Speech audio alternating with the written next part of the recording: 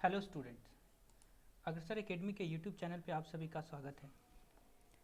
आज के इस वीडियो में हम लोग बात करेंगे डिप्लोमा के थर्ड सेमेस्टर के इलेक्ट्रॉनिक्स इंजीनियरिंग के सिलेबस के बारे में।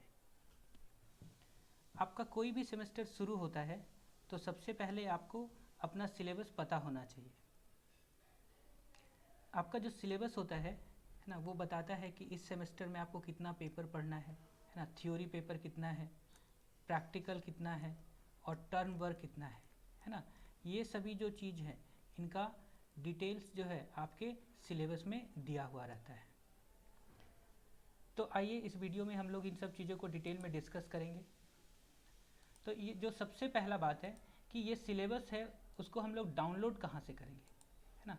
तो इस सिलेबस को आप लोग डाउनलोड कर सकते हैं गूगल क्रोम ओपन करके। आप यहाँ पे टाइप करेंगे SBTEonline.in, ठीक है। तो आप जैसे ये टाइप करेंगे तो आपके सामने ये पेज खुल के आएगा, state board of technical education Bihar.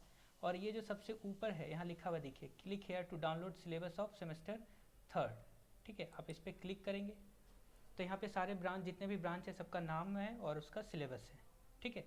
तो मुझे जैसे इलेक्ट्रॉनिक्स इंजीनियरिंग का सिलेबस डाउनलोड करना है तो यहाँ मैं देखूँगा, ढूंढूंगा, यहाँ पे है थर्ड सेमेस्टर इलेक्ट्रॉनिक्स इंजीनियरिंग। और यहाँ पे मैं जैसे ही क्लिक करूँगा, है ना, देखिए ये सिलेबस आपका डाउनलोड हो गया, ठीक है। आप इस पर क्लिक करेंगे तो ये देखिए आपका ये पूरा जो है सिलेबस डिटेल में यहाँ पे डाउनलोड हो गया है, ठीक है। तो अब आइए हम लोग इस सिलेबस को हम लोग डिस्कस करेंगे, ठीक है। ये सिलेबस है, इसको हम लोग अब डिटेल में डिस्कस करते हैं। तो सबसे पहले यहाँ देखिए, ये सबसे ऊपर लिखा हुआ आपका state board of technical education Bihar, है ना। मतलब बिहार के जितना भी कॉलेज है डिप्लोमा के लिए सब में ये सिलेबस फॉलो होगा, ठीक है। यहाँ लिखा हुआ है third semester diploma in electronics engineering, और यहाँ लिखा हुआ effective from session 2016 to 17 batch, मतलब 2016-17 बैच से ये सिलेबस इफेक्टिव है, ठीक है। तो सबसे पहले हमें ये पता होना चाहिए कि थ्योरी पेपर कितना है हमारा, ठीक है। थ्योरी पेपर तो देखिए यहाँ पे लिखा हुआ ये है थ्योरी। अब ये देखिए इसके नीचे थ्योरी पेपर दिया है, फिर प्रैक्टिकल और फिर टर्न वर्क। मतलब आपका जो सिलेबस है वो टोटल 3 पार्ट में बटा हुआ है। पहला है जो थ्योरी है, दूसरा है प्रैक्टिकल, ठीक है, प्रैक्टिकल, और तीसरा है टर्न वर्क। Turn work. अब देखते हैं कि कितने थ्योरी पेपर हैं। तो यहाँ पे आप जब ध्यान से देखेंगे तो यहाँ पे टोटल 5 थ्योरी पेपर है। यहाँ पे टोटल 5 थ्योरी पेपर है। यहाँ पे पहला जो है अप्लाइड मैथमेटिक्स। अब यहाँ देखिए लिखा हुआ है कॉमन। कॉमन का मतलब होता है कि जितना भी से ब्रांच है, थर्ड सेमेस्टर का जितना भी ब्रांच है सबको अप्लाइड मैथमेटिक्स पढ़ना है। बस कुछ कुछ जो टॉपिक है वो अलग होता है और लगभग ये सारा सेम होता है, ठीक है। दूसरा जो आपका सब्जेक्ट है वो है कंप्यूटर प्रोग्रामिंग थ्रू सी, है ना। उसके बाद है analog electronics, third theory paper. Fourth है इलेक्ट्रॉनिक्स ड्राइंग एंड ड्राफ्टिंग, और पांचवा जो है आपका है वो है इलेक्ट्रॉनिक्स मेजरमेंट 1, ठीक है। ये तो आपके पास थ्योरी पेपर है। अब एक ये जो पेपर है अप्लाइड मैथमेटिक्स, इसके हम सारे मतलब इनका मार्क्स कितना है, कैसे इंटरनल कितने का होता है, ये सारा चीज़ हम लोग डिटेल में डिस्कस करेंगे। बाकी ये जो 4 थ्योरी पेपर है सबका उसी तरह है, ठीक है। आप एक समझने के बाद बाकी सब अपने आप अच्छे से समझ सकते हैं। तो देखिए सबसे पहले ये जो लिखा हुआ है सब्जेक्ट कोड, ठीक है। ये सब्जेक्ट कोड देखिए यहाँ पे 1600301, ठीक है। तो ये जो है हर सब्जेक्ट का अपना एक सब्जेक्ट कोड होता है। आपने अगर इससे पहले जो एग्जाम दिया होगा आपने सेकेंड सेमेस्टर और फर्स्ट सेमेस्टर में, तो आपके क्वेश्चन पेपर पे एक सब्जेक्ट कोड लिख के आया होगा।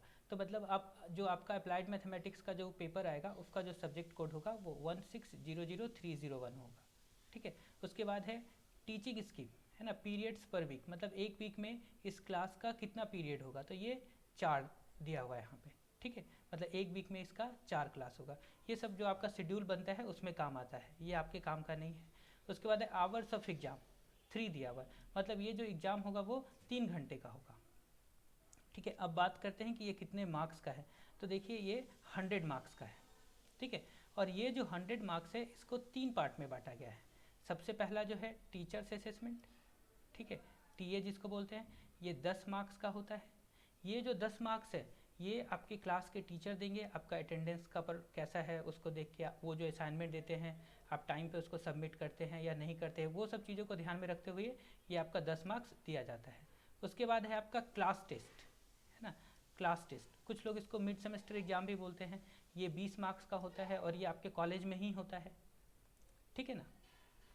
उसके बाद ये जो 70 मार्क्स का है ये है इंड सेमेस्टर एग्जाम, ठीक है। ये जो इंड सेमेस्टर एग्जाम है ये 70 मार्क्स का होता है। तो और ये जो एग्ज़ाम है जो आप दूसरे कॉलेज में देने के लिए जाते हैं उसे ही इंड सेमेस्टर एग्जाम बोलते हैं। तो ये टोटल हो गया 100, 70 + 20 + 10 ये हो गया 100, ठीक है। अब देखते हैं पास करने के लिए क्या कंडीशन है, ठीक है। तो ये जो अप्लाइड मैथमेटिक्स है इसमें पास होने के लिए आपको 100 में से कम 40 नंबर चाहिए, ठीक है। 100 में से कम 40 नंबर चाहिए, पर यहाँ पे कंडीशन ये है कि आपका जो ये इंड सेमेस्टर एग्जाम है 70 मार्क्स का, उसमें कम से कम आपका 28 आना चाहिए, ठीक है। 70 में से कम 28 और बाकी ये जो 30 नंबर का जो आप एग्ज़ाम कॉलेज में देते हैं टीचर असेसमेंट और क्लास टेस्ट, है ना, इसका मार्क्स मिला के और ये इंड सेमेस्टर का ये मार्क्स मिला के आपका 40 होना चाहिए, ठीक है।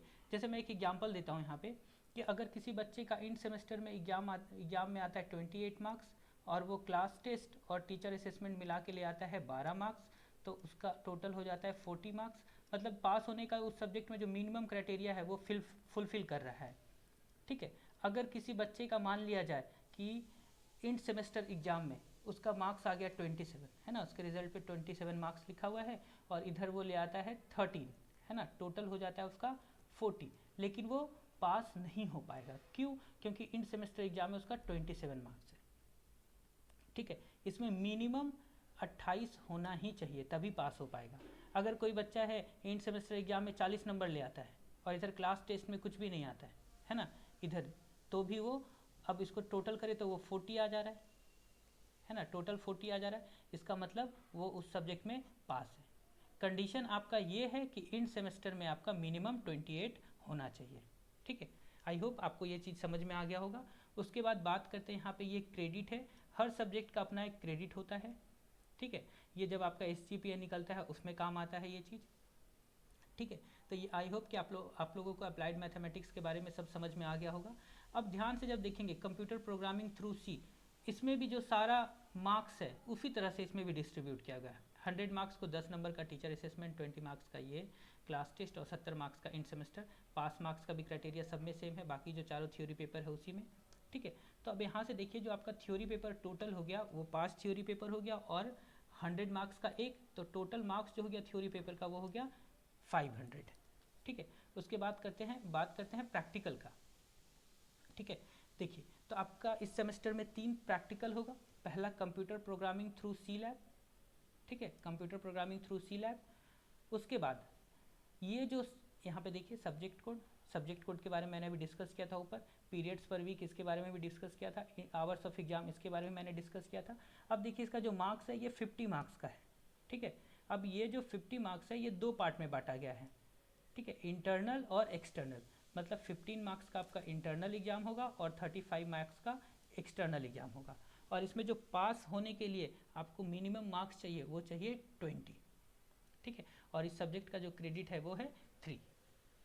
उसी तरह एनालॉग इलेक्ट्रॉनिक्स लैब, ठीक है, ये भी आपका 50 मार्क्स का है। इसका भी जो मार्क्स डिस्ट्रीब्यूट किया गया है 15 मार्क्स इंटरनल, 35 मार्क्स एक्सटर्नल, और मिनिमम इसमें जो पास होने के लिए मार्क्स चाहिए वो चाहिए 20, ठीक है। थर्ड जो आपका लैब है electronics measurement and instrumentation lab, ठीक है। इस लैब में भी ये लैब जो है आपका 50 मार्क्स का है और 15 marks internal plus 35 marks external, ठीक है, दोनों को मिला के हो गया 50 और आपको पास होने के लिए चाहिए 20 मार्क्स, ठीक है। मतलब आपका 3 लैब है और 50 मार्क्स का ईच, मतलब जो आपका लैब है ये जो प्रैक्टिकल है वो आपका हो गया टोटल 150 मार्क्स का। उसके बाद आता है आपका टर्म वर्क, ठीक है।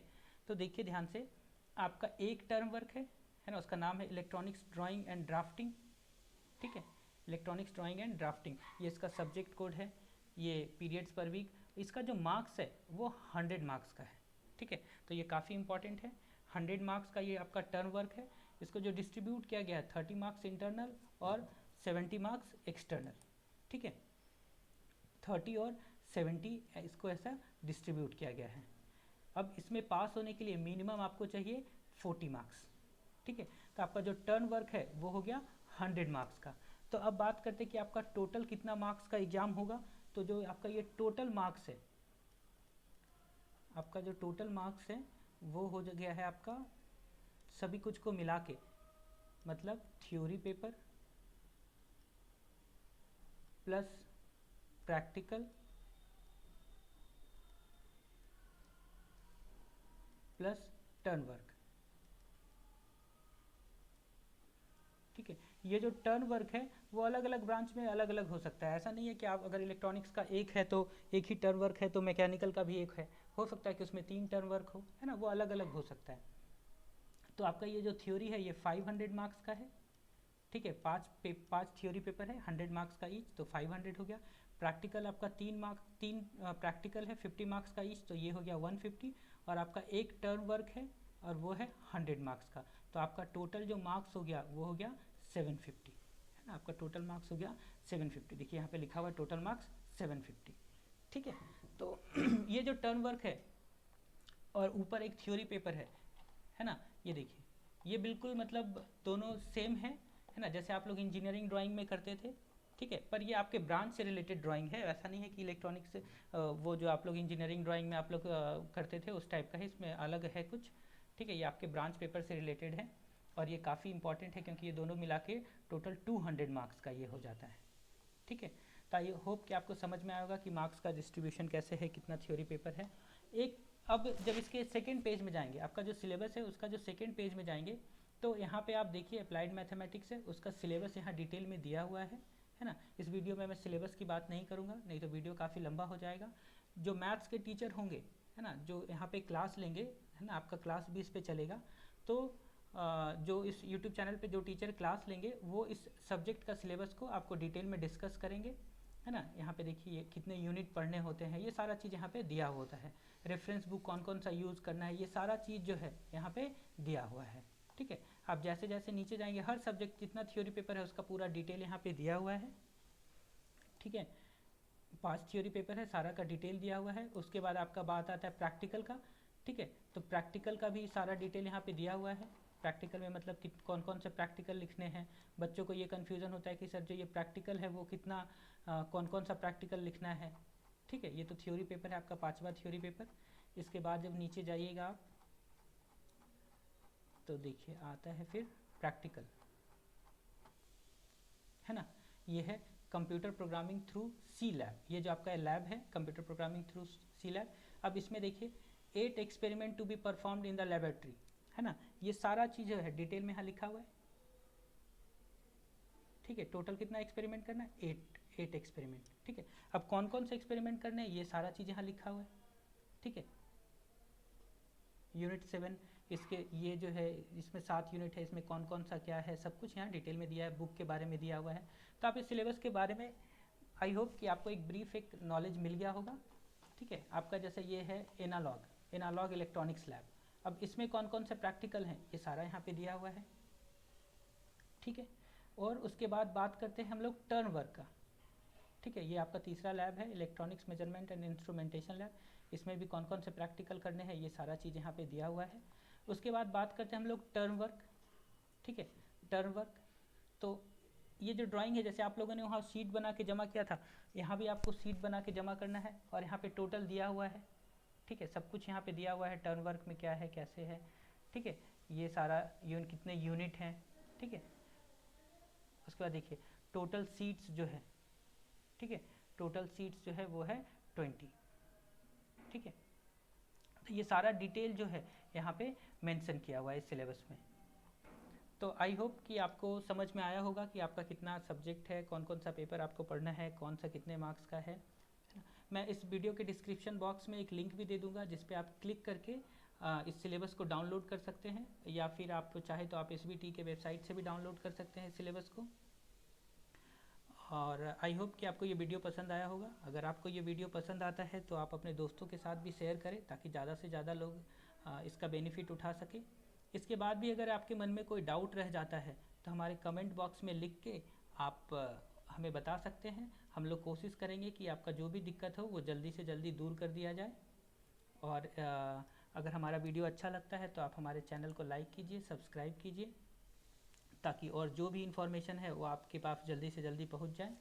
और इस वीडियो को देखने के लिए थैंक यू।